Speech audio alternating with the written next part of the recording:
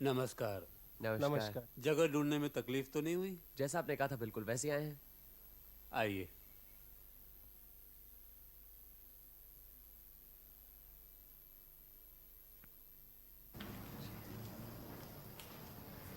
काफी धूप में आए हैं, थोड़ी देर आराम कर लीजिए, फिर मैं आपको सारी जगह दिखाता हूँ और लोगों से परिचय भी करा दूंगा। अच्छा, वो मोटर के टुकड़े तो दिखाइए जो यहाँ फेंके जाते हैं। जी आइए। ये स्पार्क प्लग है। 6 महीने पहले एक रात को इस कमरे में फेंका था। खिड़की का कांच चूर चूर हो गया था। 15-20 दिन के बाद मिला। फिर 15-20 दिन कुछ नहीं, उसके बाद इस दरवाजे पर कार्बोरेटर का टुकड़ा मिला। फिर उसके बाद ये फटा हुआ टायर। लगता है कोई आपको टुकड़ों टुकड़ों में पूरी मोटर कार भेंट करना चाहता है। किसी पगले का मजाक हो सकता है, लेकिन मुझे लगता है जरूर कोई बात है इसमें, इसलिए मैंने आप लोगों को तकलीफ दी। आप ही लोग पता लगा सकते हैं। आखिरी बार मोटर का टुकड़ा कब मिला आपको? कल सुबह। इस बार तो किसी बच्चे की मोटर कार छोड़कर चला गया। इन सब में उंगलियों के निशान नहीं है। लगता है भेंट करने वाला होशियार है। जी। अच्छा, आपकी कॉलोनी में सब लोग इन मोटर पार्ट्स के बारे में जानते हैं? जानते हैं। अच्छा खासा मजाक बना रखा है, सब हंसते हैं। आपके पास मोटर कार है? जी नहीं, कोई खास आना जाना तो होता नहीं। सारा वक्त इसी कॉलोनी में रहता हूँ, इसलिए गाड़ी नहीं ली। आपके परिवार में कौन कौन है? मैं, मेरी पत्नी और मेरा एक भतीजा। आपका अपना भतीजा है?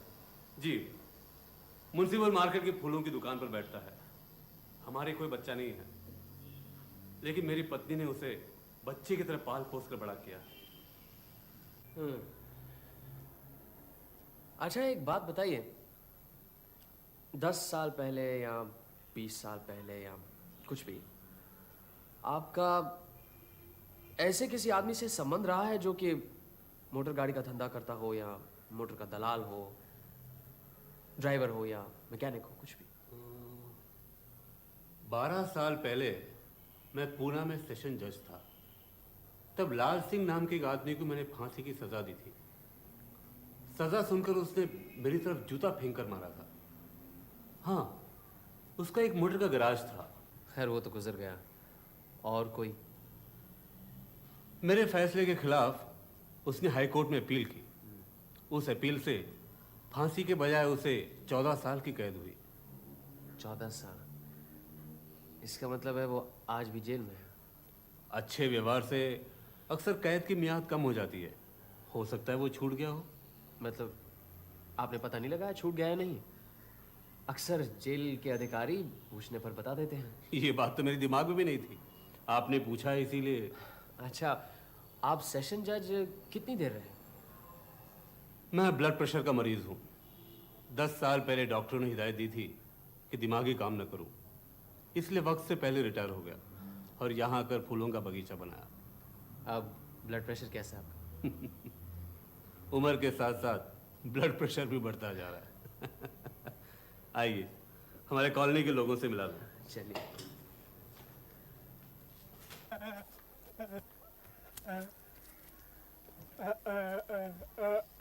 इसका नाम पानू है। गाय भैंसों की देखभाल करता है, इसलिए इसका नाम पानू गोपाल रखा है। कान से जरा कम सुनता है। पानू गोपाल, तुम्हारे गाय बछड़े कैसे हैं? सब ठीक है? अच्छा, बस बस बस बस। पानू बोल नहीं सकता ऐसी बात नहीं है, लेकिन उत्तेजना से जबान अटक जाती है। बचपन से ही ऐसा है। चलिए।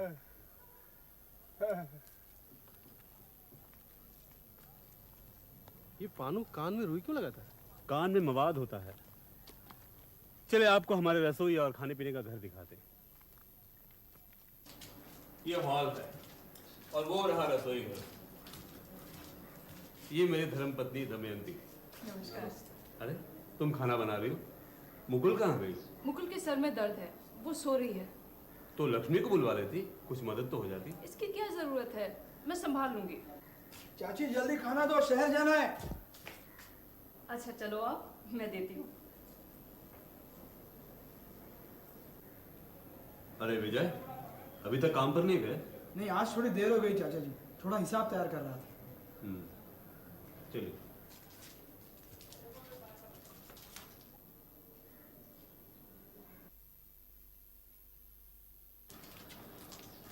ये आपका भतीजा है जो आपके फूलों की दुकान की देखभाल करता है? जी। वहां उस घर में प्रोफेसर नेपाल गुप्ता और उनकी बेटी मुकुल रहती है। प्रोफेसर साहब कॉलेज में केमिस्ट्री पढ़ाते थे। उनकी अपनी लेबोरेटरी थी। एक दिन लेबोरेटरी में एक जोरदार धमाका हुआ और प्रोफेसर साहब बुरी तरह घायल हो गए। कॉलेज के अधिकारियों को शक हुआ कहीं वो चोरी छुपे बम तो नहीं बना रहे थे।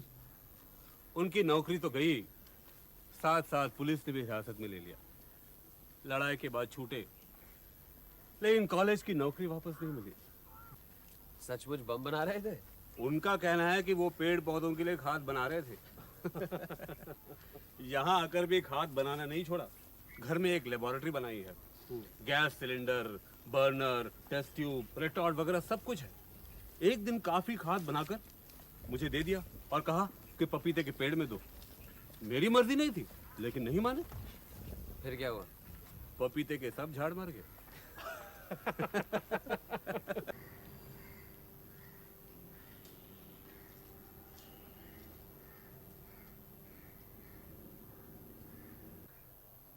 क्या हो रहा है प्रोफेसर? अरे निशाना तुम आओ आओ। और ये साथ में कौन है? ये लोग कलकत्ते से हमारा बागीचा देखने आए हैं। अरे तुम्हारे बागीचे में है ही क्या देखने लायक? मेरा खाद इस्तेमाल करते तो बात और थी। तुम्हारे खाद से तो बगीचा रेगिस्तान बन जाता। देखो निशानात, जो बात तुम नहीं जानते उस पर बहस मत क्या करो। अरे तुम क्या जानो सॉइल केमिस्ट्री क्या होती है? तुम्हारे सारे पपीते के पेड़ मर गए क्योंकि तुम्हारे माली ने उस पर ज्यादा खाद डाल दिया था। तुम्हारे सारे माली गधे हैं। खैर जाने दो, नया क्या हो रहा है? तंबाकू पर एक्सपेरिमेंट कर रहा हूँ। अच्छा, अब आदमियों का भी खून करोगे? निशानात, तुम्हारा तो दिमाग एकदम ठप हो गया है। तुम्हें मालूम है विज्ञान की बदौलत जहर भी अमृत बन सकता है। जब तंबाकू से अमृत निकलेगा तो पहले तुम ही चखना। अब चलता हूँ, बाकी जगह भी दिखानी है। आ जाओ जाओ। अच्छा, मुकुल कैसी है? सुना सर में दर्द है। मुझे नहीं मालूम। आप लगता है शतरंज में माहिर हैं। आप शतरंज खेलना जानते हैं? बस यूं ही थोड़ा बहुत खेल लेता हूँ। अरे तो फिर आइए ना, हो जाएगी। आइए। अरे नहीं नहीं, इस वक्त शतरंज में बैठे तो 2-3 घंटे निकल जाएंगे। 10 मिनट में भी खत्म हो सकता है। आइए ना। अच्छा, आइए।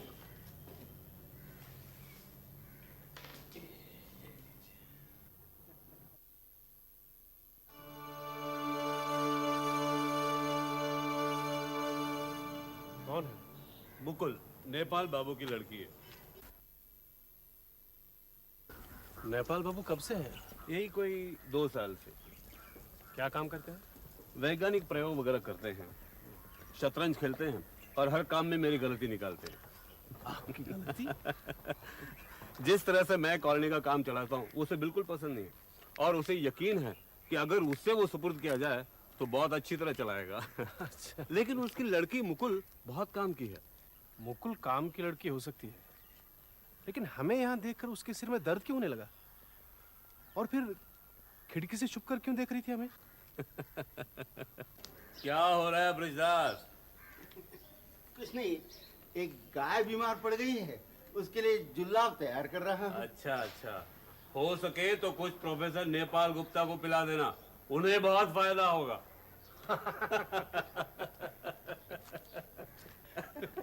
ब्रिजदास हमेशा से वैष्णव नहीं था, लेकिन उसके वैष्णव बनने से हमारे मवेशियों को बहुत फायदा हुआ। हमेशा उनकी देखभाल करता रहता है। अच्छा, पहले क्या था? पूना में सेशंस कोर्ट में क्लार्क था। बहुत दिनों से पहचानता हूँ। एक बार उसने घूस खाकर एक जरूरी दलील गायब कर दी, पकड़ा गया। केस मेरे कोर्ट में ही आया था। 6 साल की सजा हुई। इस बीच नौकरी छोड़कर मैं यहाँ चला आया। सजा होने के बाद जेल से छूटकर वो सीधा मेरे पास चला आया। देखा, सचमुच बदल गया है। अच्छा, हाँ, जेल की हवा खाकर वो वैष्णव बन गया। एक बात ठान ली है बृहदास ने कि कभी झूठ नहीं बोलेगा। ये कुटिया हमारे डॉक्टर भुजंगधर की है। सितार बजाने का बड़ा शौक है। चलिए।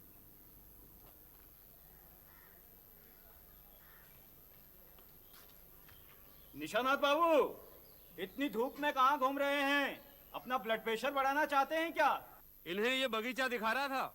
आइए अंदर आइए। इस वक्त नहीं, जरा लक्ष्मी से मिलना है। आपका ब्लड प्रेशर कैसा है? खून निकलवाएंगे? अभी ठीक ही महसूस कर रहा हूँ, बाद में बताऊंगा। चलता हूँ। आइए आइए ओमकेश बाबू, इतनी जल्दी खेल खत्म हो गया? काफी तेज खिलाड़ी हैं। देखने में आदमी बुद्धू लगता है, लेकिन असल में बिच्छू है, बिच्छू। पीछे इधर बरामदे में कौन है? डॉक्टर भुजंगधर दास। अच्छा, कब से हैं यहाँ? करीब 4 साल से। अरे लक्ष्मी, तुम इस वक्त नहाने जा रही हो? काफी सिलाई का काम पड़ा था, वो सब खत्म करते करते देर हो गई। लक्ष्मी हमारे दर्जी खाने की भाली कॉलोनी के सारे कपड़े खुद सीती है। ठीक है जाओ, लेकिन मैं तो ये कहने आया था कि मुकुल का सर दर्द कर रहा है और वो रसोई में काम नहीं कर सकेगी। दमयंती अकेली है, तुम्हारी मदद होती तो अच्छा होता। अरे, मुझे किसी ने बताया तक नहीं। तो ये हैं हमारे कॉलोनी के लोग। इसका मतलब कुल मिलाकर 3 महिलाएं 6 पुरुष। जी। लक्ष्मी के बारे में आपने कुछ बताया नहीं। उसका भी तो कुछ इतिहास होगा। कुछ है, लेकिन नहीं के बराबर ही है। गांव की लड़की है, कोई उसे फुसलाकर यहां कलकत्ता ले आया और फिर बदमाश उसे यहीं छोड़कर चला गया। अब क्या मुंह लेकर वापस जाएं? इसीलिए कलकत्ता में रह गई। उसके बाद यहां चली आई। कितने दिनों से यहाँ रह रही है? करीबन 2 साल से। आपकी कॉलोनी के बारे में उन्हें पता कैसे चला? ये कोई सरकारी अनाथालय तो है नहीं? कलकत्ते के किसी रेस्टोरेंट में विजय शाम को रोज चाय पीता था। वहीं एक टेबल पर अकेले बैठे लक्ष्मी को रोते हुए देखा। पूछने पर पता चला कि 2-3 दिन से कुछ खाया नहीं। बेचारी सिर्फ चाय पीकर गुजारा कर रही थी। उस दिन तो चाय के लिए भी पैसे नहीं थे। विजय उसे यहाँ ले आया। अच्छा, मोटर गाड़ी के घिसे पिटे टुकड़ों के बारे में किसी पर शक है आपको? अगर शक होता तो आपको पहले से बता देता। और फिर यहाँ तरह तरह के लोग हैं, किस पर क्या शक करूं? इसीलिए तो आपकी मदद ले रहा हूं। आपको कोई ब्लैकमेल तो नहीं कर रहा? नहीं, मुझे नहीं लगता।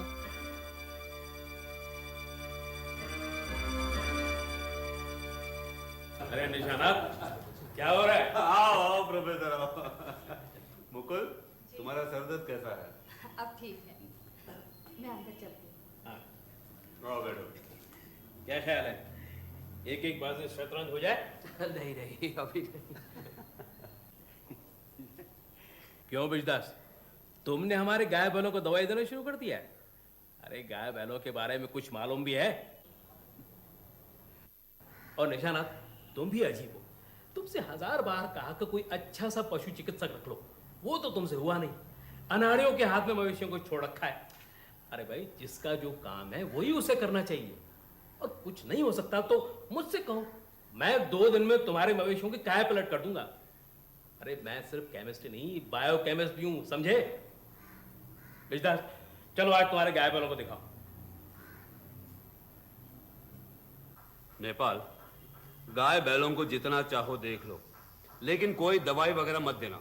निशानाथ, तुम्हें कुछ समझ तो है नहीं, खामखा सदारी करते रहते हो। अरे जब मैं देखभाल करूंगा मवेशियों की, तब देखना। अरे नेपाल, मेरे हुक्म के खिलाफ कुछ किया तो तुम्हें कॉलोनी छोड़कर जाना पड़ेगा। निशानाथ, मेरा अपमान कर रहे हो तुम? इतनी हिम्मत कैसे हुई तुम्हारी? सोचा होगा मुझे कुछ नहीं मालूम। कर दूं सब भंडा फोड़। नेपाल, चलो निकलो, इसी वक्त यहाँ से निकल जाओ। क्या कहा निशानाथ? तुम्हारी ये मजाल मुझे, मैं ये क्या कर रहे हैं? चलिए चलिए चलिए यहाँ से।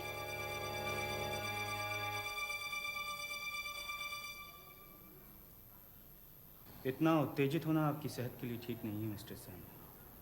अगर दिमाग की एक छोटी सी नली भी जख्मी हो जाए तो प्रोफेसर नेपाल गुप्त का तो कुछ नहीं होगा। देखिए, जरा अपनी नब्ज दिखाइए। मैं ठीक हूं, आप लोग बैठिए। आप ही व्योमकेश बाबू हैं?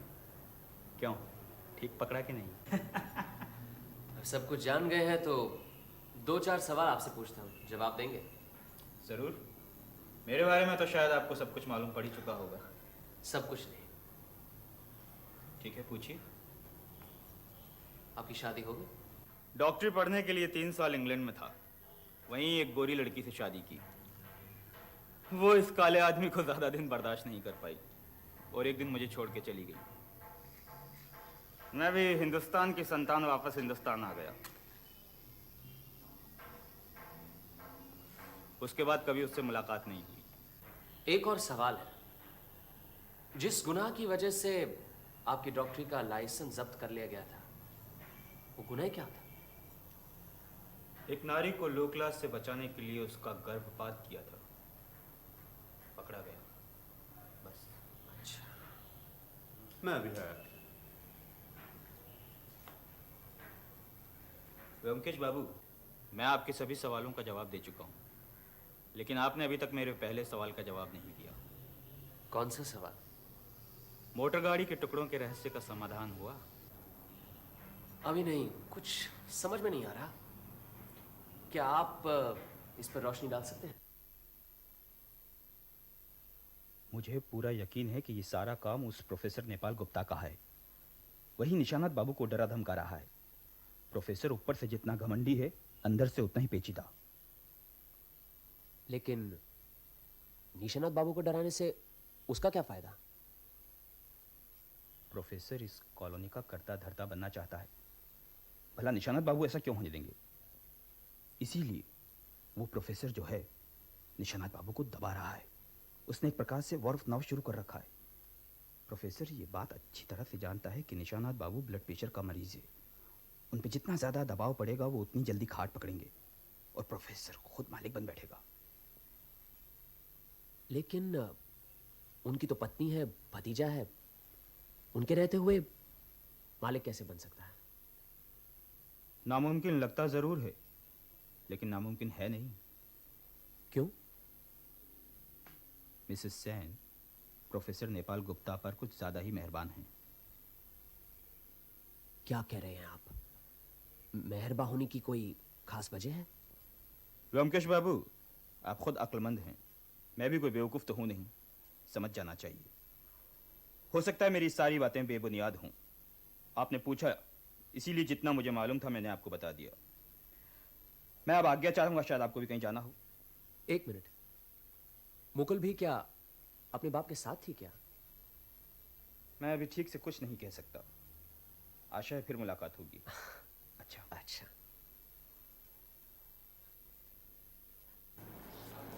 जी नमस्ते। नमस्कार। मैं विजय हूँ, निशानाथ जी का भतीजा। मालूम है, कल मिले जो थे। हाँ। कैसे आना हुआ? जी चाचा जी ने एक चिट्ठी दी है, कहा कि आपको पहुंचा दूं। अच्छा। अरे अरे बैठिए तो सही। लेकिन आइए।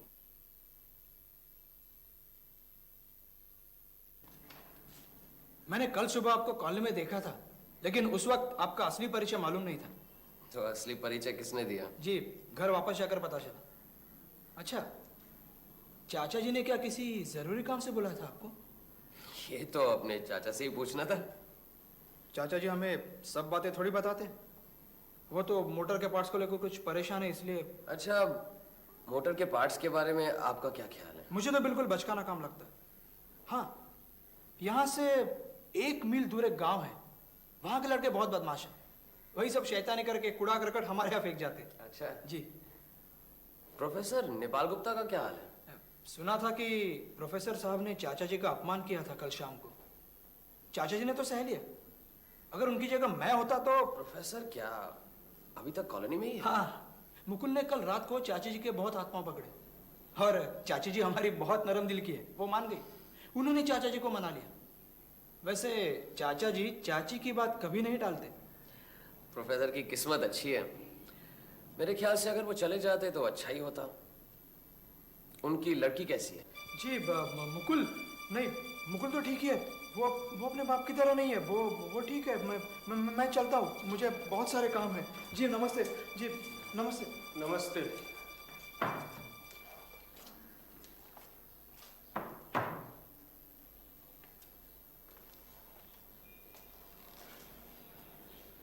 क्या बात है? क्या लिखा है निशानाथ बाबू ने? लिखा है आपको जिस काम के लिए कॉलोनी में बुलाया था उस काम में और आगे बढ़ने की ज़रूरत नहीं है। आपको जो एडवांस रुपए दिए हैं उम्मीद है वही आपकी मेहनत के लिए काफ़ी होंगे।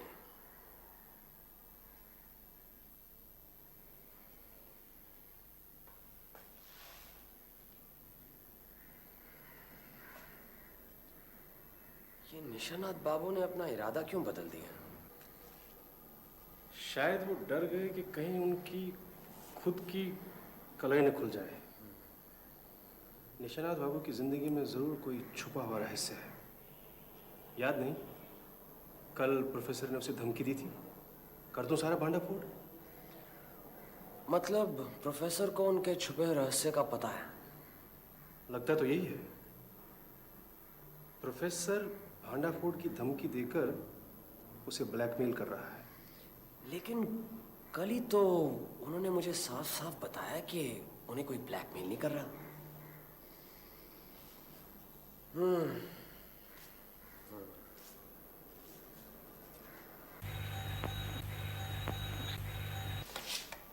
हेलो, हाँ बोल रहा हूँ।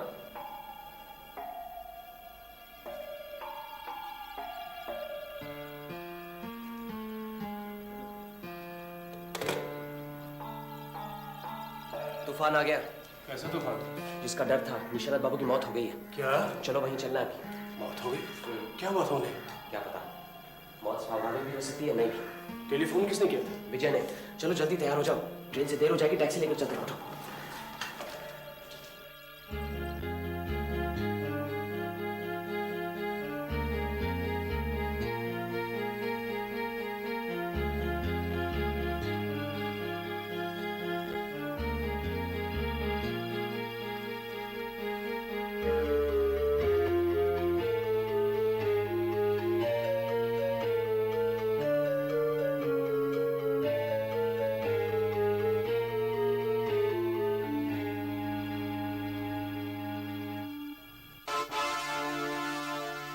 पैर में मोजे?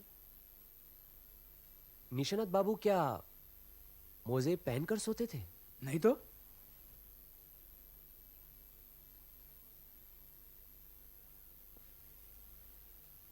गरम मोजे? क्या लगता है ब्योमकेश बाबू? आपकी चाची कहाँ है? जी बेहोश पड़ी है, आइए।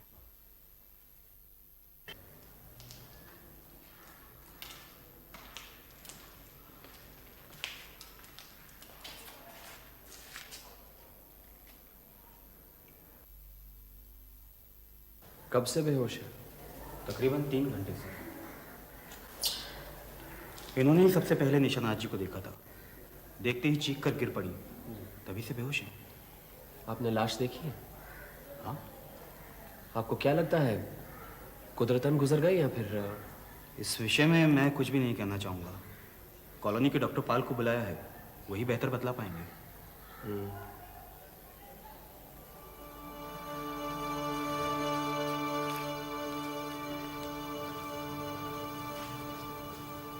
यही डॉक्टर पाल है? जी हाँ। यहाँ अक्सर आते हैं? मैंने 2 महीने में 1 आध बार आ जाते हैं। हमारे कॉलोनी के स्थायी डॉक्टर हैं। वैसे रोजमर्रा का काम तो डॉक्टर भुजंगर ही करते हैं। कल आपने निशानाथ बाबू को आखिरी बार कब देखा? शाम को, तब वो बिल्कुल ठीक थे। उन्होंने अपने ब्लड प्रेशर के बारे में कुछ कहा? नहीं, कुछ भी नहीं।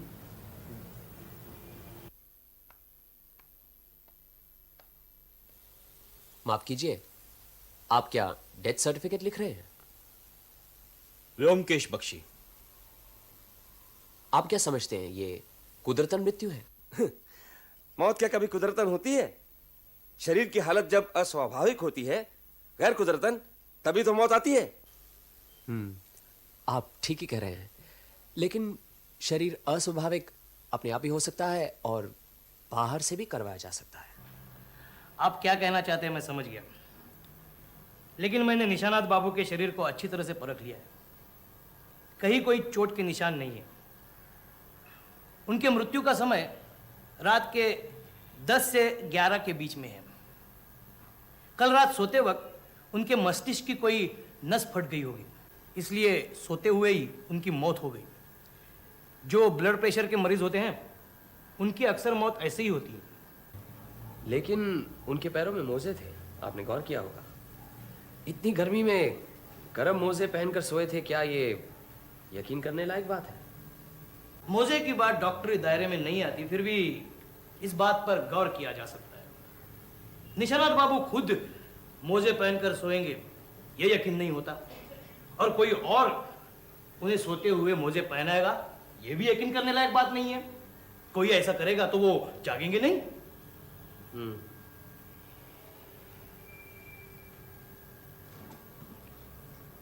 अच्छा, एक और बात बताइए, अगर कोई ब्लड प्रेशर का मरीज गर्म मोजे पहनेगा तो क्या उसका ब्लड प्रेशर बढ़ेगा? बढ़ सकता है, लेकिन मस्तिष्क की नस फटकर ही मौत होगी ये यकीनन नहीं कहा जा सकता। डॉक्टर पाल, आप कुदरतन मौत का सर्टिफिकेट मत दीजिए। निशानात बाबू के शरीर के अंदर क्या हुआ है शायद बाहर से पता नहीं चल सकता, इसलिए पोस्टमार्टम होना जरूरी है। आपने शक में डाल दिया। चलो यही सही, नुकसान ही क्या है। मैं चलता हूँ, पुलिस में खबर भिजवा दूंगा, ऑटोप्सी का इंतजाम हो जाएगा। अब आप क्या कहते हैं डॉक्टर भुजंगर, मौत कुदरतन ही है?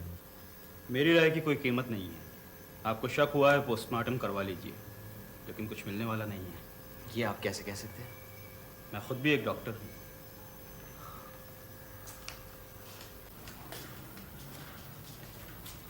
विजय बाबू, निशानात बाबू के साथ आपकी आखिरी मुलाकात कब हुई थी? जी, शाम को जब मैं कलकत्ता से वापस आया। और रात को खाना खाते समय? नहीं, मैं कुछ जल्दी खा पी कर रात 8 की गाड़ी से वापस कलकत्ते चला गया था। वापस कलकत्ते चले गए? जी, कुछ काम था। करीबन रात को 12:30 बजे आकर सो गया। सुबह सुबह मुकुल ने आकर मुझे बताया। मुकुल ने? जी, मुकुल यहाँ से गुजर रही थी कि उसने चाची जी की चीख सुनी। उन्हें बेहोश देखा तो मुझे बताने चली आई। अच्छा ब्योमकेश बाबू, आपको क्या लगता है कि चाचा जी की मौत कुदरतन नहीं है? लगता तो ऐसा ही है। मुझे भी कुछ गड़बड़ लग रहा है। चाचा जी कभी सर्दियों में भी मोजे पहनकर नहीं सोते थे। मोजे तो उनके है ही नहीं।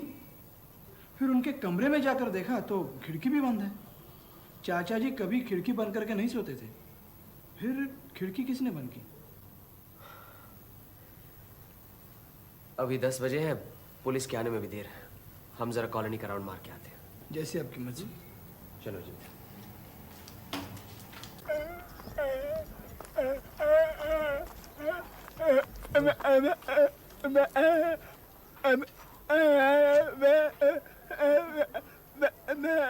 अच्छा, हाँ ठीक है।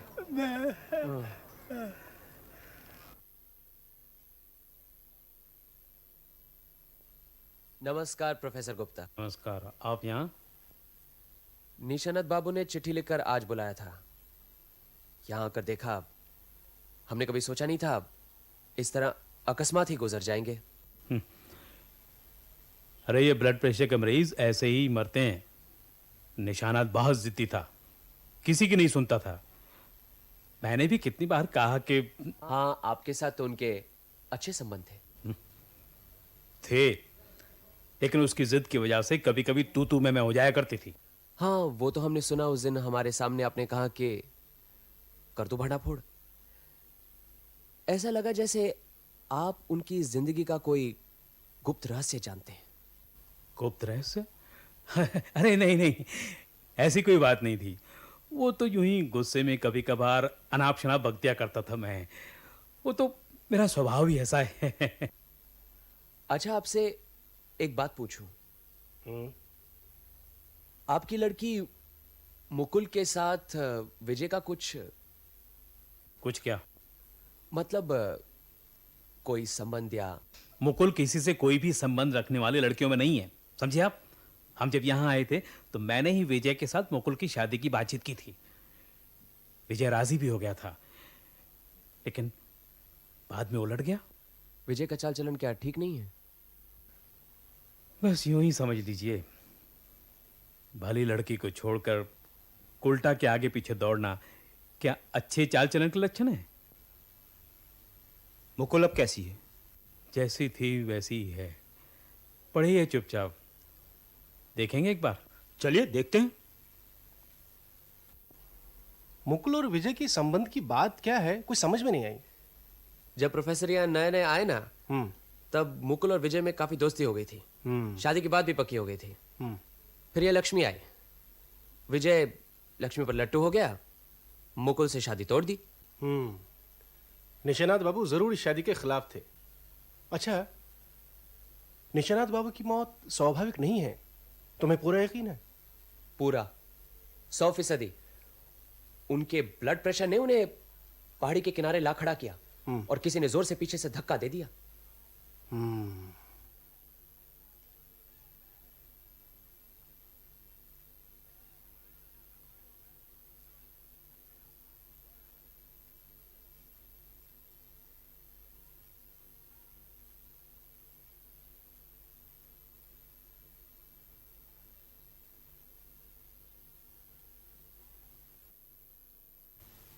ये क्या है? चिड़िया का घोंसला। वो देखिए ऊपर पंखे पर बाकी का टुकड़ा भी है।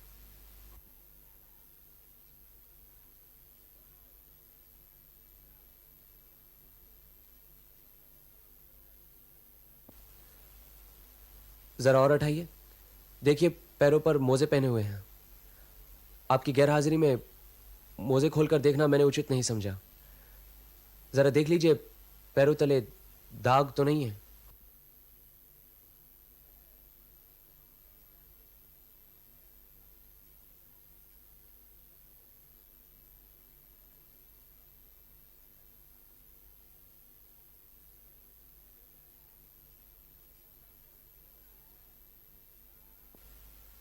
ये दाग देखिए।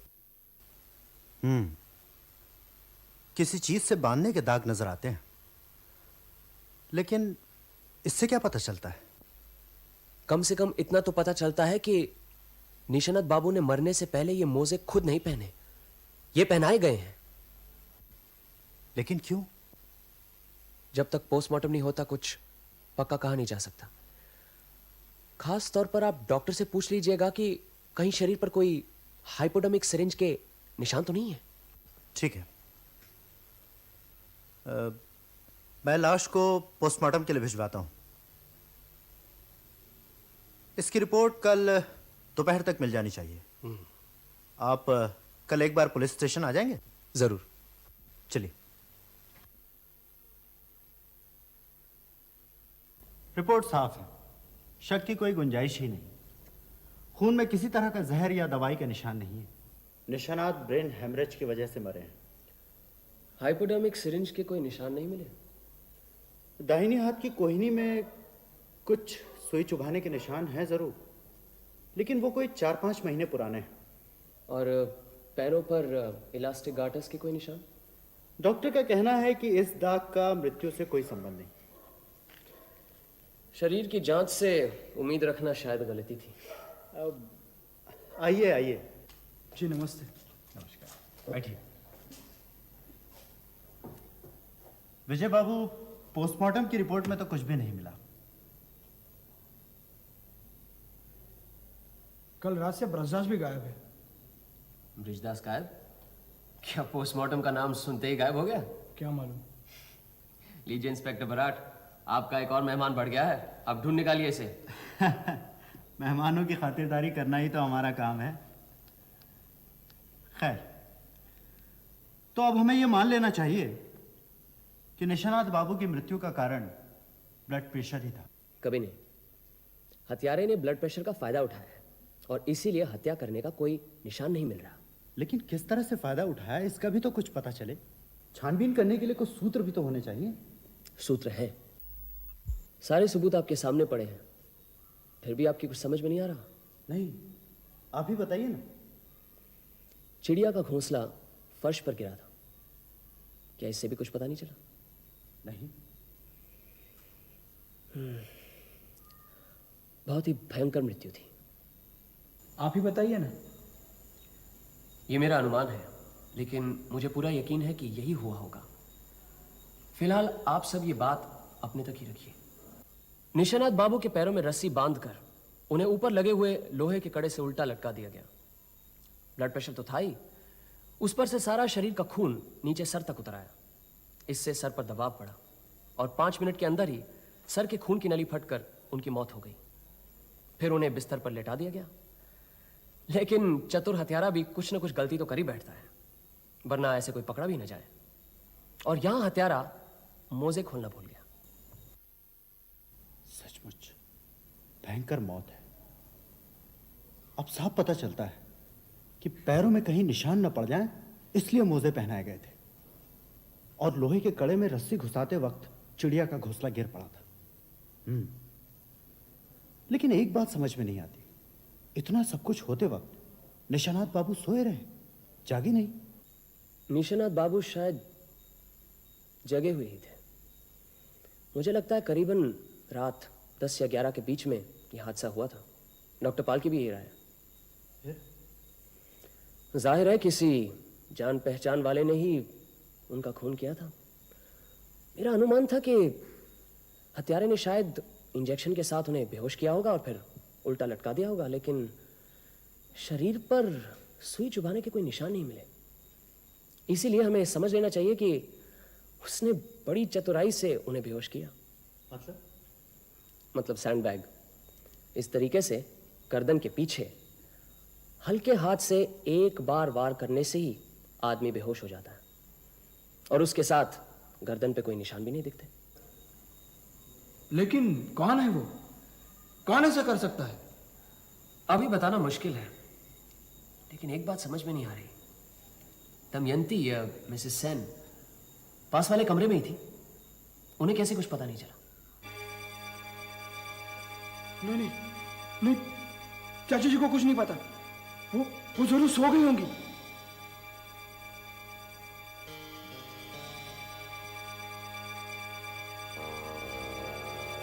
है, जो भी हो, वक्त आने पर सब पता चल जाएगा। फिलहाल एक बात बताइए, निशानाथ बाबू का वारिस कौन है? मैं और चाची जी बराबर हिस्सों में। ये नोट कर लीजिए। एक बात और, क्या मोटर के टुकड़ों के साथ निशानाथ बाबू की मौत का कोई संबंध है? हो भी सकता है, नहीं भी। आज मैं लाल सिंह के बारे में पूछने गया था। कौन लाल सिंह? निशानाथ बाबू किसी समय सेशन जज थे। तब उन्होंने लाल सिंह नाम के एक मोटर गैराज वाले को खून के मामले में फांसी की सजा दिलवाई थी। उसने कोर्ट में जूता लेकर उनकी तरफ फेंका था। अपील से उसको आजन्म कारावास हुआ। फिर पता चला कि 2 साल पहले उसकी जेल में ही मौत हो गई थी। उसकी पत्नी को चिट्ठी भेजी गई थी, लेकिन चिट्ठी वापस आ गई। उस औरत का कुछ पता नहीं चला। फिर ये मोटर के टुकड़े कौन फेंकता है? मोटर के टुकड़े निशानाथ बाबू के लिए है, ऐसा तो कोई सबूत नहीं है। ये तो उनका ख्याल था, गलत भी हो सकता है। लेकिन निशानाथ बाबू को इस बेदर्दी से कत्ल करने की वजह क्या हो सकती है? निशानाथ बाबू ने मुझे तहकीकात करने के लिए बुलाया था। शायद यही अहम वजह थी। गुत्थी उलझती जा रही है। सब सुलझ जाएगी। फिलहाल आप 2 काम कीजिए। पहला तो कॉलोनी के हर एक व्यक्ति के अंगूठे का छाप ले रखिए। इससे क्या फायदा? आप लेकर तो रखिए, काम आ सकता है। जिस तरह लोग कॉलोनी से गायब हो रहे हैं, पता नहीं कौन कब तक रहेगा। ठीक है। दूसरा? मेरे ख्याल से अब कॉलोनी चलते हैं। अजीत वहां पहुंच गया होगा। मैंने हर एक व्यक्ति से कुछ सवाल करने हैं, आप सब नोट कर लेना।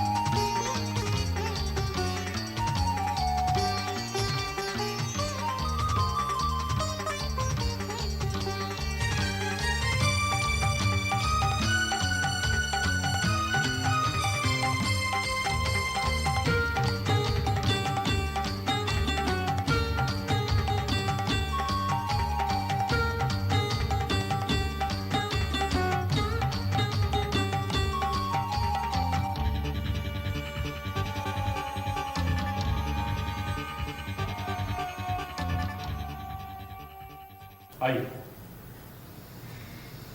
आप सब यहीं बैठे। दमयंती देवी, आपका ज्यादा वक्त नहीं लेंगे, सिर्फ 2-4 सवाल करने हैं आपसे। पहले ये बताइए कि आपकी और निशानाथ बाबू की शादी कब हुई? 10 साल पहले।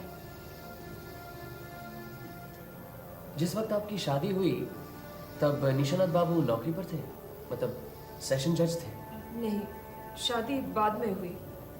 गुलाब कॉलोनी में आने से पहले? जी। इसका मतलब जिस वक्त आपकी शादी हुई निशानाथ बाबू की उम्र 47 साल की थी? जी। माफ कीजिए, इस वक्त आपकी उम्र क्या है? 29। तो जब आपकी शादी हुई निशानाथ बाबू की उम्र 47 और आपकी 19 थी? जी। आपकी कोई संतान नहीं है? नहीं। तो विजय बाबू आपके साथ कब से? जी 10 साल पहले मेरे माता पिता की मौत हो गई, तभी से मैं चाचा जी के साथ हूँ। दमयंती देवी, परसों रात को आप रसोई घर से अपने कमरे में कब गई? करीबन 10 बजे। निशानाथ बाबू तब कहाँ थे? सो गए थे। कमरे में अंधेरा था? जी। खिड़की खुली थी? शायद थी, गौर नहीं किया। फिर आपने क्या किया? मैं भी लेट गई। अच्छा, निशानाथ बाबू तब सो रहे थे, मतलब जिंदा थे? जी।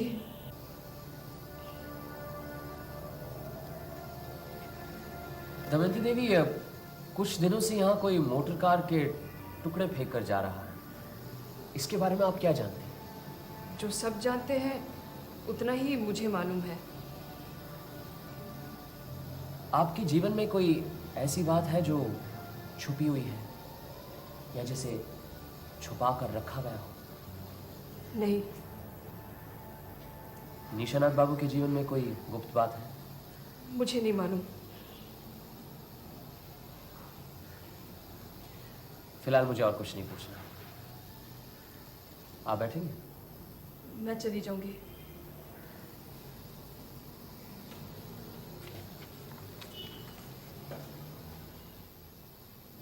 आपकी शादी प्रोफेसर नेपाल गुप्ता की लड़की मुकुल से तय हुई थी, लेकिन फिर आप मुकर गए, क्यों? ये मेरा निजी मामला है। परसों शाम को आप कलकत्ते से वापस आकर रात को फिर कलकत्ते चले गए, क्यों? मुझे काम था। क्या काम? ये भी मेरा निजी मामला है। विजय बाबू, आपके निजी मामलों को जानने की कोई उत्सुकता नहीं है। आपने यहाँ हमें निशानाथ बाबू की मौत के बारे में बुलाया है। अगर आप ही सारी बातें गुप्त रखेंगे तो हमारी यहाँ छानबीन करने से क्या फायदा? मैं आपको यकीन दिलाता हूँ कि इन सवालों के साथ चाचा जी की मौत का कोई संबंध नहीं है। ये अगर आप हम पर छोड़े तो अच्छा नहीं होगा। ठीक है। परसों शाम कलकत्ते से आने के बाद मुझे एक चिट्ठी मिली। उसमें लिखा था कि आप चोरी छुपे बहुत कुछ कर रहे हैं। अगर मुसीबत से बचना चाहते हैं तो रात 10 बजे न्यू मार्केट के सामने की चाय की दुकान पे आ जाइए। चिट्ठी मिलते ही मैं कलकत्ते चला गया, लेकिन चाय की दुकान पे कोई नहीं आया। 11 बजे तक इंतजार करने के बाद मैं वापस आ गया। चिट्ठी आपके पास है? जी नहीं, फाड़ दी। अच्छा, उस रात आप कलकत्ते ही गए थे, इसका कोई सबूत है? कोई गवाही दे सकता है? नहीं, मैं चुपचाप ही गया था। मुझे नहीं लगता किसी ने मुझे आते या जाते देखा। अभी अभी आपने कहा कि चिट्ठी में लिखा है कि आप चोरी छुपे बहुत कुछ करते हैं, इसका क्या मतलब? मुझे नहीं मालूम। चिट्ठी किसकी थी? क्या पता, बेनामी थी। फिर गए क्यों? किसने बेनामी चिट्ठी लिखी है उसे देखने के लिए। अच्छा, ठीक है, जाइए। अजीत, लक्ष्मी को भेज दो। अब लक्ष्मी कुछ बीमार है, अपने कमरे में लेटी है। ठीक है। प्रोफेसर नेपाल गुप्ता को भेज दो। चिट्ठी किसने भेजी?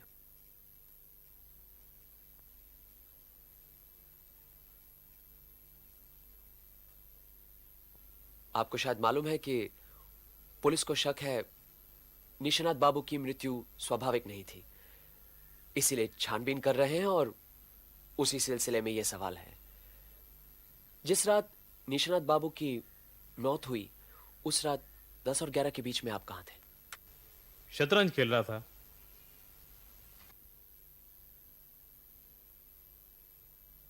शतरंज खेल रहे थे? किसके साथ? मुकुल के साथ। अच्छा, जब आप शतरंज खेल रहे थे तो वहां कोई था या किसी ने आपको शतरंज खेलते हुए देखा? जी नहीं, निशाना तो उसी वक्त मारने वाला है ये पता नहीं था, वरना आपके लिए कोई ना कोई गवाह जरूर जुगाड़ लेता। उस रात आप निशानाथ बाबू के कमरे की तरफ नहीं गए? उधर क्यों जाने लगा?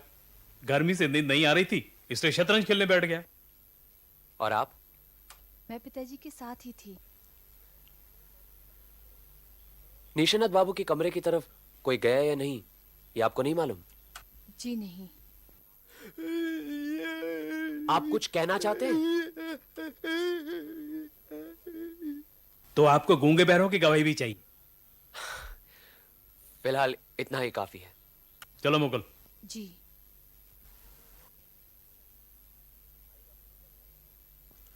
आइए डॉक्टर भुजंगदर, बस एक ही सवाल करना है आपसे। जिस रात निशानाथ बाबू की मौत हुई उस रात 10 और 11 के बीच में आप कहां थे? उस रात खाने पीने के बाद कमरे की बत्ती बुझाकर काफी देर तक मैंने सितार बजाया। उसका कोई गवाह है या नहीं बता नहीं सकता।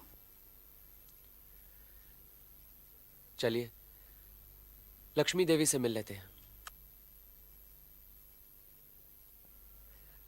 लेटे रहिए, आप बैठिए मत। आप लोगों को कहाँ बिठाऊं, कुछ समझ में नहीं आ रहा। परेशान मत होइए, आप लेट जाइए प्लीज। आपसे बस एक सवाल पूछना है। परसों रात 10 और 11 के बीच में आप कहां थी? उस रात मैं रसोई से खाना वाना खाकर बहुत रात तक कपड़े सिलाई कर रही थी।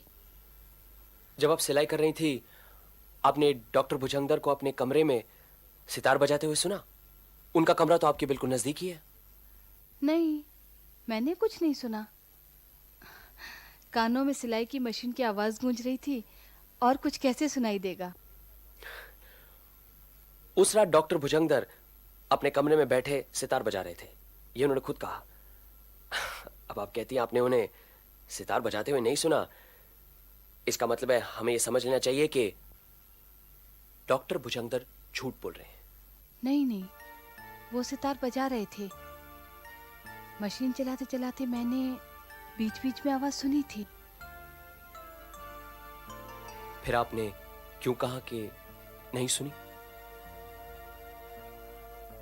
कभी मुझसे वो जिस तरह से पेश आते हैं। क्या बात है, जरा खुलकर बताइए। रहने दीजिए। आपको कम से कम हमें तो बताना चाहिए। आप लोगों ने मेरी कहानी सुनी होगी। निशानाथ चाचा जी मेरी मदद नहीं करते तो पता नहीं मेरी क्या हालत होती। यहाँ पर डॉक्टर बाबू भी मुझ पर बहुत मेहरबान थे, बहुत मिलनसार हैं, इसलिए मुझे भी अच्छे लगते थे। बहुत अच्छा सितार बजाते हैं। बचपन से ही मेरी रुचि गाने बजाने की तरफ थी, इसलिए मैंने उनसे कहा, आप मुझे सितार बजाना सिखा देंगे ना? लेकिन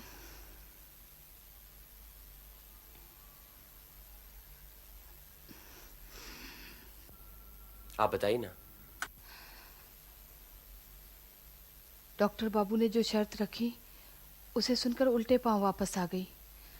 जिंदगी में एक बार गलती की है, इसलिए उन्होंने समझा। क्या ये बात किसी और को मालूम है? नहीं, मैंने किसी को कुछ नहीं बताया। ये क्या कहने की बात है, और कोई यकीन भी नहीं करता। जो लड़की पहले से ही बदनाम है। विजय बाबू आ रहे हैं, उन्हें कुछ नहीं पता, उन्हें ना बताइए। वैसे ही वो गुस्सीले आदमी हैं। आप घबराइए मत। अच्छा, हम चलते हैं। नमस्ते। नमस्कार।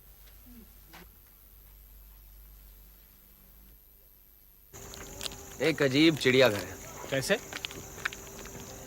यहाँ डॉक्टर डॉक्टरी न करके सितार बजाता है, प्रोफेसर आधी रात तक अपनी बेटी के साथ शतरंज खेलता रहता है। कॉलोनी का मालिक, जिस रात उसकी हत्या होती है, पास के कमरे में उसकी पत्नी सोई हुई है, उसे पता ही नहीं चलता। और मालिक का भतीजा हत्या के वक्त कलकत्ता चला जाता है। एक चिट्ठी पढ़ता है, पूछने पर कहता है चिट्ठी फाड़ दी। और खून के बाद कॉलोनी में एक रहने वाला गायब हो जाता है। अब ये चिड़ियाघर नहीं है तो और क्या है? आज की पूछताछ से कुछ पता चला? यही पता चलता है कि सब झूठ बोल रहे हैं। सफेद झूठ नहीं, लेकिन झूठ और सच को मिलाकर एक अजीब भाषा बोल रहे हैं, जहां पे ये पता नहीं लगता कि क्या झूठ है और क्या सच है। लक्ष्मी ने मेरा हाथ पकड़ा, गौर किया? गौर क्यों नहीं करूंगा? ये भी गौर किया कि तुमने भी दोनों हाथों से उसका हाथ पकड़कर प्यार जताया। प्यार नहीं, हमदर्दी जता रहा था। खैर इंस्पेक्टर बराट, एक विनती है। अरे कहिए ना, हम दोनों का काम तो एक ही है। आप कल से पहरा बिठवा दीजिए, किसी को कॉलोनी में पता नहीं लगना चाहिए।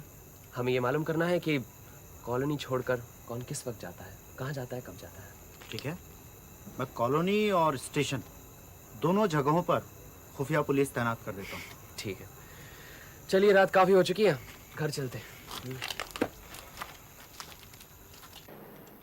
हेलो, हाँ हैं, पर सो रहे हैं। कौन है? आप कौन? किसी विजय का फोन है, जरूरी काम है।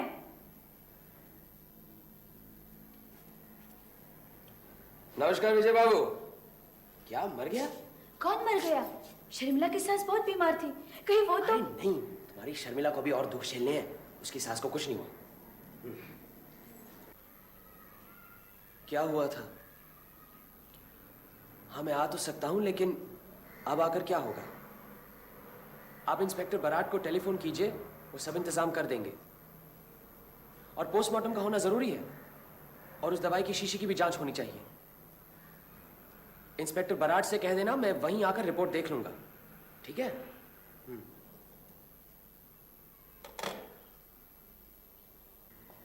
कौन गया? पानू गोपाल। हाँ? अभी अभी उसकी लाश अहाते में मिली। कान में दवाई दी थी, दवाई में जहर मिला हुआ था। सारे शरीर में जहर फैलते ही वो चिल्लाता हुआ कमरे से बाहर आया और अहाते में गिरते ही उसकी मौत हो गई। गुलाब कॉलोनी में ही हो क्या रहा है? असल में गलती मेरी है। मुझे समझ जाना चाहिए था कि अगर पानू ने कुछ देखा है तो उसकी जान खतरे में हो सकती है। मुझे उसको यहीं अपने साथ ले आना था। प्रोफेसर गुप्ता, क्या बात है? आप पुलिस स्टेशन क्यों आए? चाक मारने। दिमाग खराब हो गया था जो पुलिस की मदद करने चला है। गलती हो गई। पुलिस की मदद? बस बहुत हो गया, अब मैं चलता हूँ। अरे रुकिए तो सही, क्या बात है, कुछ बताएंगे नहीं? मैं पुलिस थोड़ी हूँ। कॉलोनी में दो खून हो गए, पुलिस चुपचाप बैठ सकती है, लेकिन मैं कैसे चुप रहूं? आखिर मेरी भी तो कुछ जिम्मेदारी है। मुझे मालूम है खून किसने किया है, और यही बताने मैं यहाँ आया था। लेकिन बलिहारी है पुलिस की, उल्टे मुझसे जिरह करने लगी जैसे खून मैंने ही किया है। अच्छा, आपको मालूम है खून किसने किया है? अरे इसमें इतना जानने न जानने की क्या बात है? पूरी कॉलोनी को मालूम है खून किसने किया है, लेकिन छाती ठोककर कहने की हिम्मत किसी में नहीं है। अच्छा, तो खून किसने किया है? विजय ने। और कौन खून करेगा? पहले चाची के साथ सांठ-गांठ करके चाचा को उड़ाया, फिर पानू को सफाया किया। पानू भी तो उन्हीं के साथ था ना? हाँ पानू, लेकिन आपको मालूम है पानू की मौत कैसे हुई? निकोटीन से। मुझे सब खबर लगती रहती है। लेकिन विजय ने निकोटीन कहां से हासिल किया? निकोटीन तो बाजार में मिलता ही नहीं। ओफो, बाजार में सिगरेट तो मिलती है ना। जिसकी खोपड़ी में अकल है वो एक पैकेट सिगरेट से इतना निकोटीन निकाल सकता है कि पूरी की पूरी कॉलोनी साफ हो जाए। आया आपकी समझ में? आपका तो पुलिस के साथ बहुत उठना बैठना है। आप ही कुछ करिए, हम भी तो देखें कि आप ही कुछ हैं।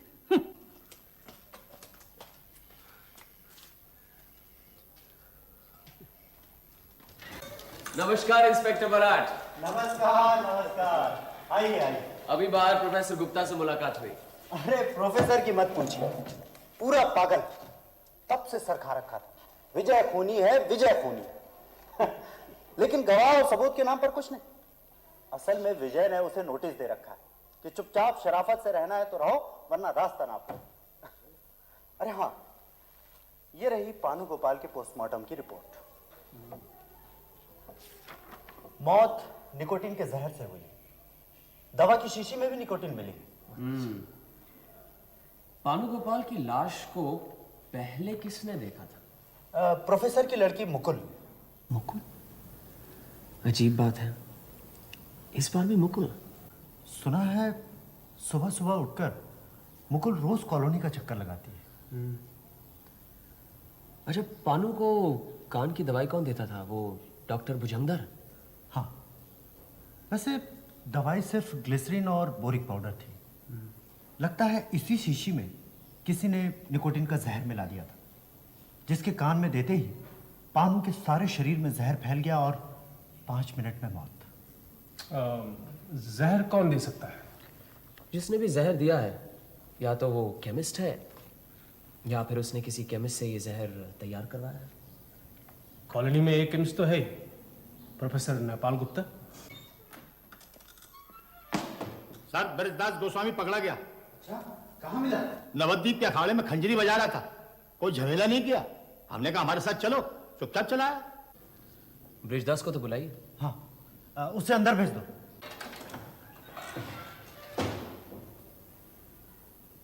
इधर आइए।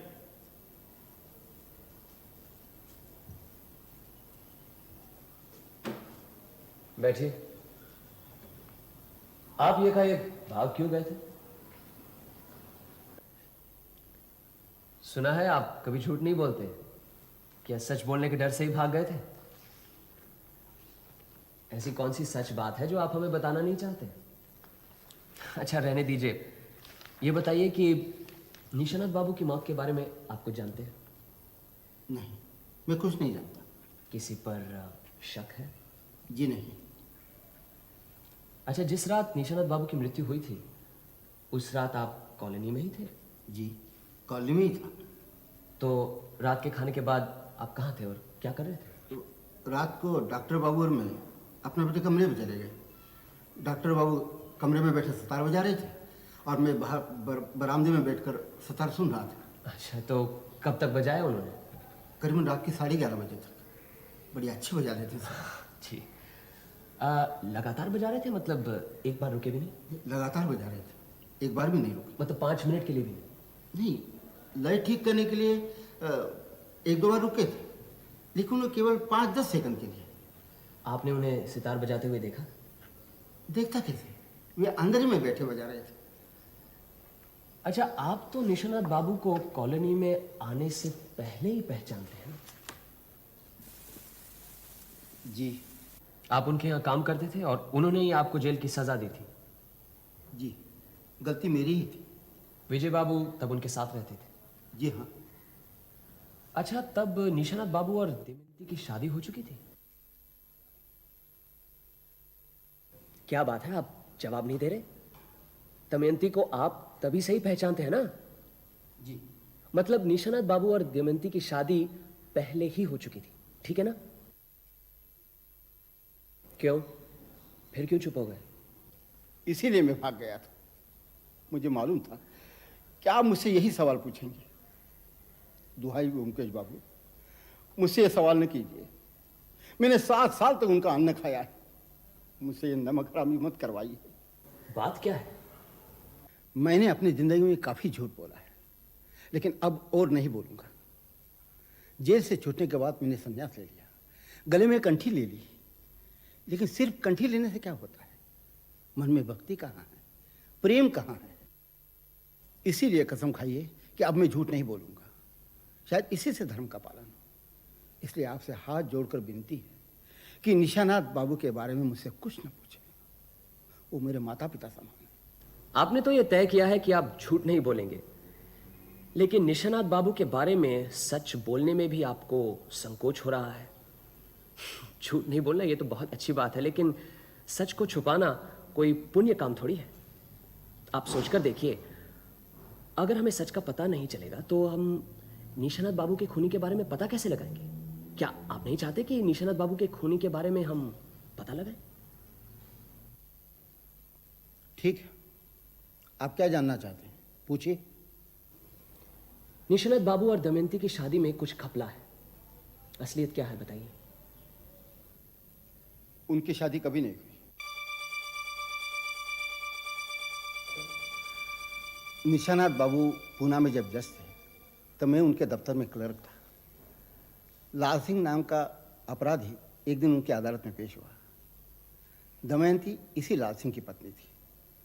जब अदालत में केस चल रहा था, दमयंती निशानाथ बाबू के बंगले पर अक्सर रोया धोया करती थी। कहती थी कि यदि उसके पति को सजा हो गई तो उसका क्या होगा, उसका कोई नहीं। दमयंती की उम्र उस वक्त 19-20 साल की थी और विजय बाबू 13-14 साल के। विजय बाबू को दमयंती पर तरस आ गया। उन्होंने अपने चाचा से उसकी काफ़ी सिफारिश की, यहाँ तक कि उसे छुपाकर बंगले में रखा था। उसके खाने पीने का इंतजाम भी कर दिया करते थे। लाल सिंह को फांसी होने के बाद निशानाथ बाबू को जब ये पता चला कि दमयंती उन्हीं के बंगले में है, उन्होंने विजय बाबू को काफ़ी डांटा फटकारा, लेकिन आखिरकार दमयंती को बंगले में ही रहने दिया। लाल सिंह को काले पानी की सज़ा हो गई और दमयंती बंगले में रह गई। उसके बाद मुझे भी जेल की सज़ा हुई। 2-3 साल में क्या परिवर्तन हुआ मुझे कुछ नहीं मालूम। जेल से छूटने के बाद पता चला कि निशानाथ बाबू नौकरी छोड़कर रिटायर हो गए हैं। तब तक मैं भी सन्यासी हो चुका था। काफ़ी ढूंढने के बाद गुलाब कॉलोनी का पता चला। वहाँ जाकर मैंने देखा कि निशानाथ बाबू और दमयंती पति पत्नी जैसे रह रहे हैं। निशानाथ बाबू ने मुझे कॉलोनी में तो रहने दिया, लेकिन आगाह किया कि दमयंती के बारे में किसी को कुछ न पता चले। दमयंती और विजय ने आपको कॉलोनी में नहीं पहचाना? इन दोनों ने मुझे पुणे में शायद एक आध बार देखा होगा, लेकिन इतने दिनों बाद गुलाब कॉलोनी में मुझे सन्यासी के रूप में देखकर इन्होंने बिल्कुल नहीं पहचाना, और मैंने भी इन्हें कोई बताने की जरूरत महसूस नहीं की। निशानाथ बाबू और दमयंती से महापुरुष इस दुनिया में कमी है, इसलिए मैं नहीं चाहता कि मेरी वजह से इन्हें कोई परेशानी हो। इंस्पेक्टर बराट, अंधेरा काफी साफ होता जा रहा है, चलिए एक बार कॉलोनी घुमाते हैं। फिर मेरा क्या होगा? आप भी चलिए और जैसे थे वैसे ही रहिए। क्यों?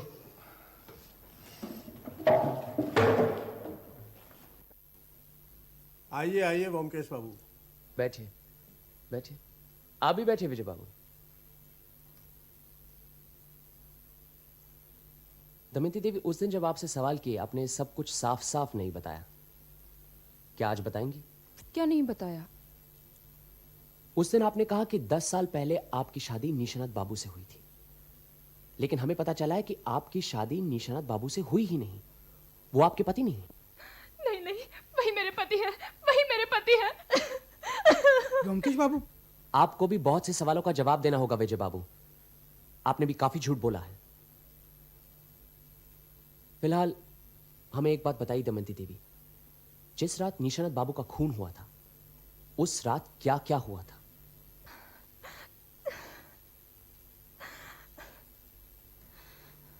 सच को छुपाने के कई जोखिम है दमयंती देवी। शायद इसी सच को छुपाने की वजह से पानु गोपाल मुफ्त में मारा गया। अब और झूठ का सहारा मत लीजिए, जो कुछ हुआ है साफ साफ कह दीजिए।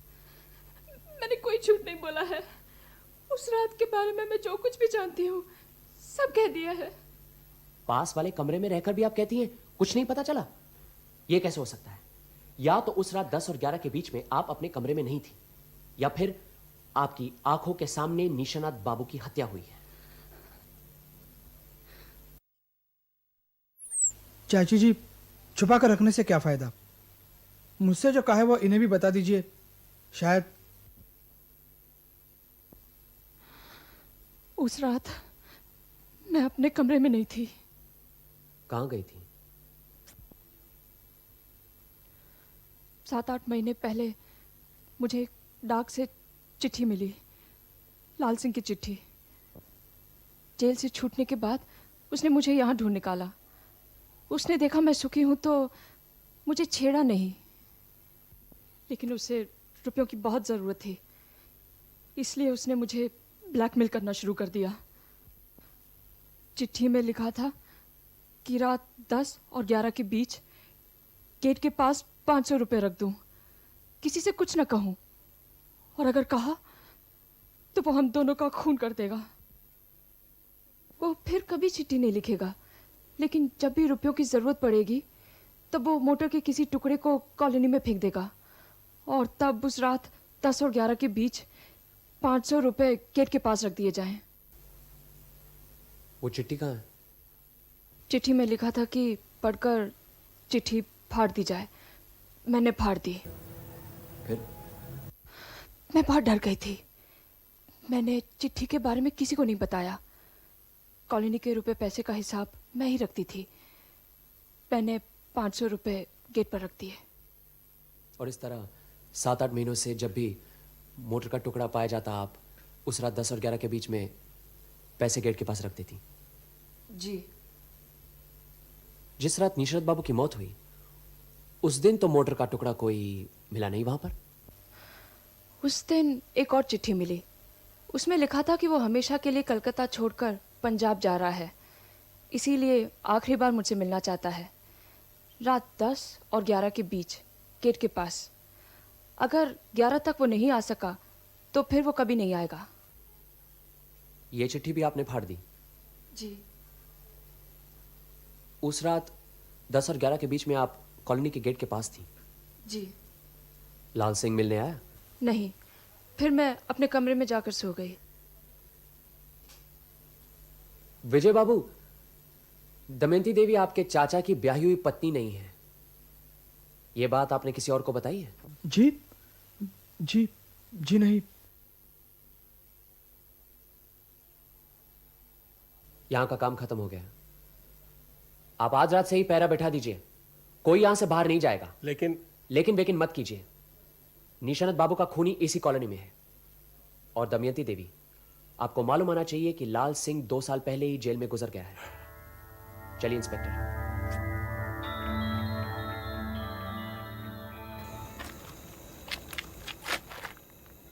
एक बात तो साफ है, दमयंती देवी समझती है कि उसके पति लाल सिंह ने उसे चिट्ठी लिखी है। उसे ये नहीं मालूम कि इस कॉलोनी में लाल सिंह की आड़ लेकर कोई उसे ब्लैकमेल कर रहा है। कौन हो सकता है वो?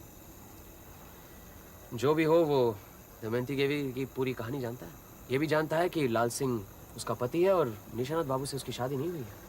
ये बात तो सिर्फ ब्रिजदास और विजय को मालूम है। एक काम करते हैं, आज रात ही पहरा बैठा लेते हैं। तुम एक काम करो, विजय के कमरे के आसपास रहना। नजर रखना, ध्यान रखना, देखना वो कहाँ जाता है और उसके पास कौन आता है। इंस्पेक्टर बराट, आप दमयंती देवी पर नजर रखिए, मैं प्रोफेसर गुप्ता पर नजर रखता हूँ। चलिए पहले कुछ खा पी लेते हैं।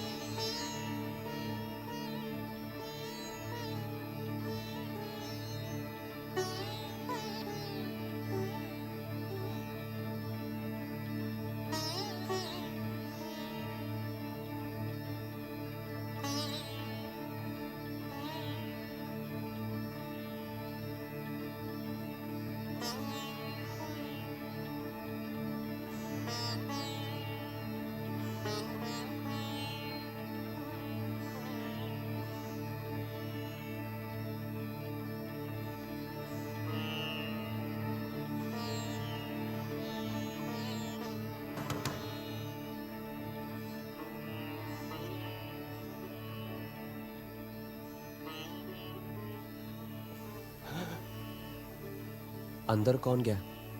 अंधेरे में कुछ पता नहीं चला, लेकिन कोई औरत है।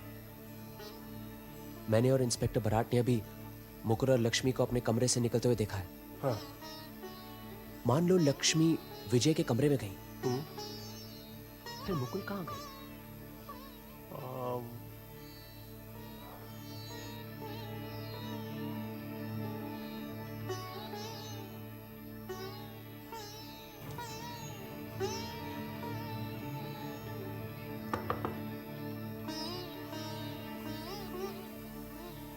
माफ कीजिए विजय बाबू, आपको इस वक्त तकलीफ दी।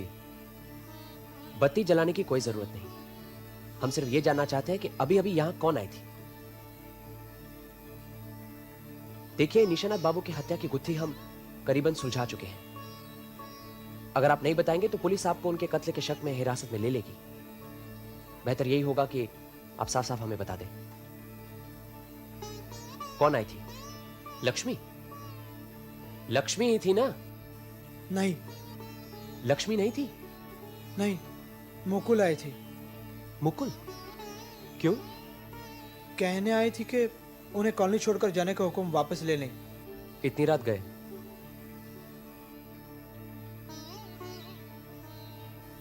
इंस्पेक्टर आप यहीं रहिए, मैं अभी आया।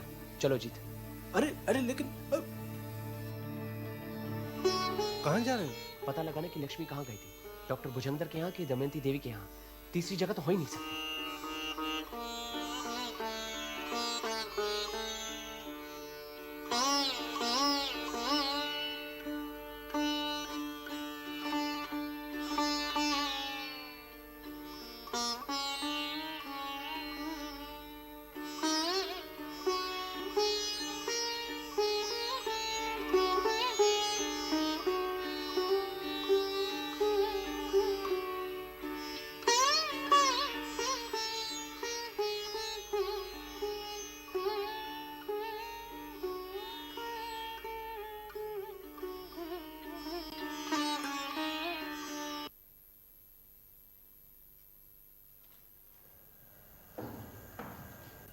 क्या बात है?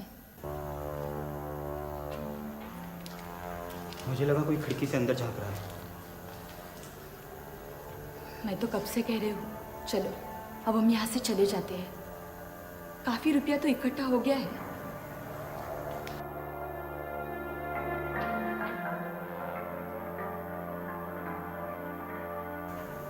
इंस्पेक्टर बराड़, आज रात ही गुलाब कॉलोनी के सारे रहस्यों का पता लग जाना चाहिए। आप फौरन जाइए, पुलिस की एक टुकड़ी लेकर आइए। कोई भागने न पाए। हम सबको जगाकर एक मीटिंग करेंगे, फिर देखेंगे क्या होता है। हम दोनों यही हैं। अच्छी बात है।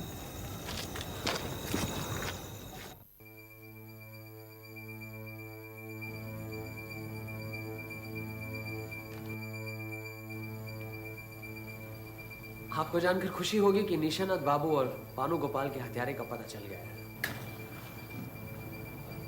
सिर्फ पता ही नहीं चला, हमें सारे सबूत भी मिल चुके हैं। हत्यारा इसी कमरे में है। कानून कभी उसे माफ नहीं करेगा। मौत की सजा से वो बच नहीं सकता। इसीलिए मैं एक बार फिर उसे मौका देता हूं कि अगर उसमें जरा भी इंसानियत बची है तो वो अपना जुर्म कबूल कर ले।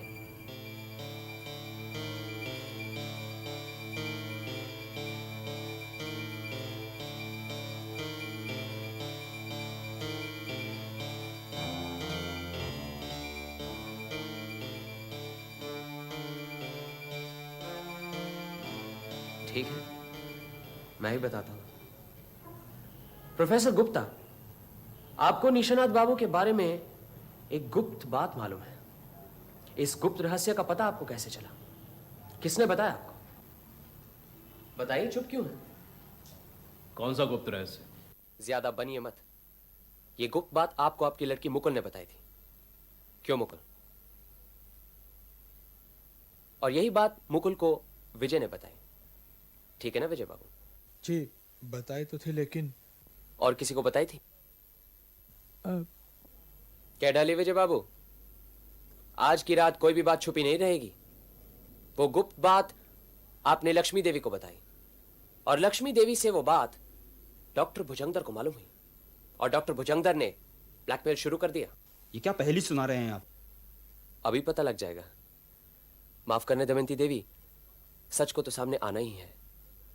वो गुप्त बात यह है कि दमयंती देवी निशानाथ बाबू की विवाहिता पत्नी नहीं है। क्यों बृजदास जी, ठीक कहा ना? जहां एक तरफ दमयंती देवी विवाहिता पत्नी नहीं है, वहां दूसरी तरफ लक्ष्मी देवी डॉक्टर भुजंगर की विवाहिता पत्नी है।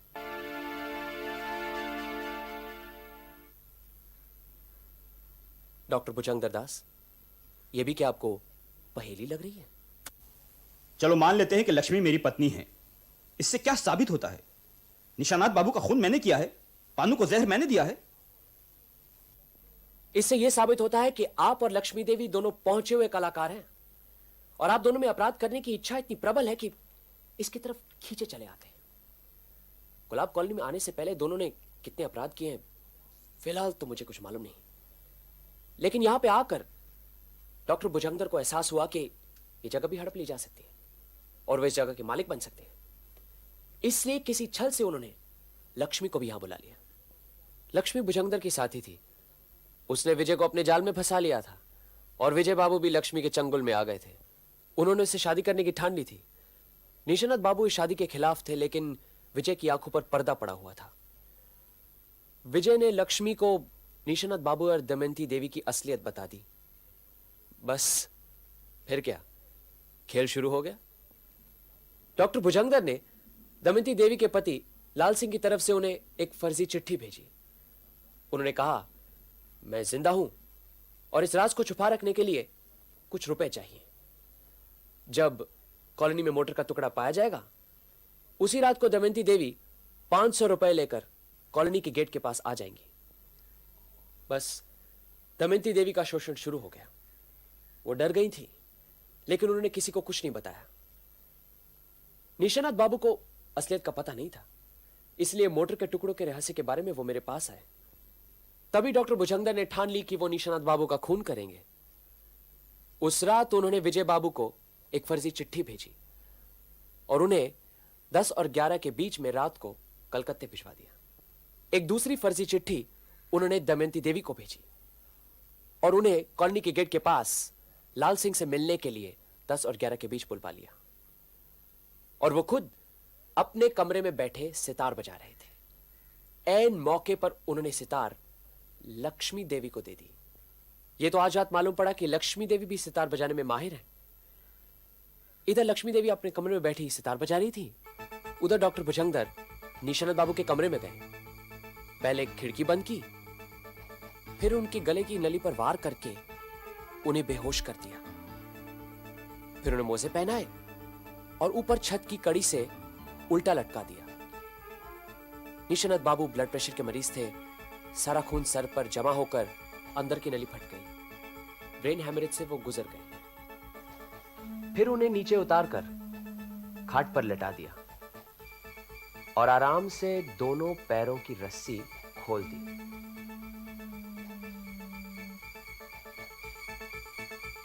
उसके बाद देखा कि वो गुजर गए हैं या नहीं और फिर वहां से चला गया। लेकिन डॉक्टर भुजंगदर 2 गलतियां कर बैठे। खिड़की नहीं खोली और मोजे उतारना भूल गए। शायद खिड़की बंद करते समय या कमरे में आते समय पानू गोपाल ने भुजंगदर को देख लिया था, इसीलिए उसके कान की दवाई में निकोटीन का जहर मिला दिया ताकि वो भी हमेशा के लिए रास्ते से हट जाए। क्यों डॉक्टर भुजंगदर दास, ठीक कहा ना मैंने?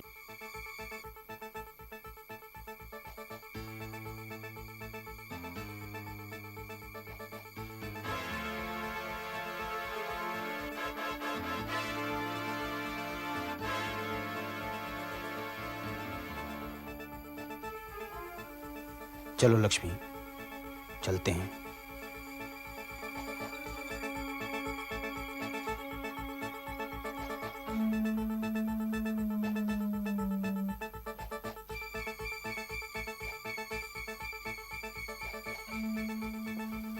Potassium cyanide. डॉक्टर भुजंगदर ने जहर अपने मुंह से लक्ष्मी देवी को दे दिया है।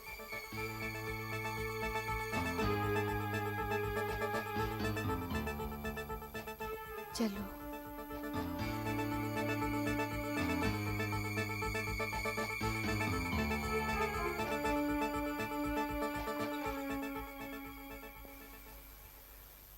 लगता है अब विजय और मुकुल का मिलन हो जाएगा।